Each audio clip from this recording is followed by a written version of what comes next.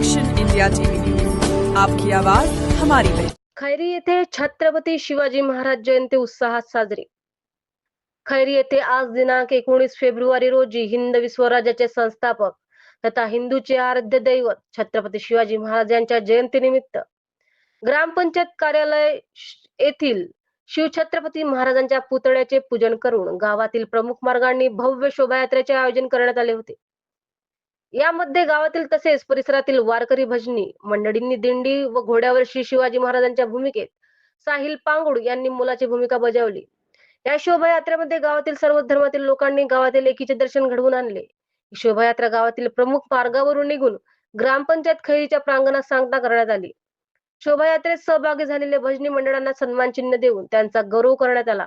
तसेच या प्रसंगी छोट्या छोट्या बालगोपालांनी श्री शिवाजी महाराजांचे चरित्र जोपासले पाहिजे असे वाचार प्रकट केले।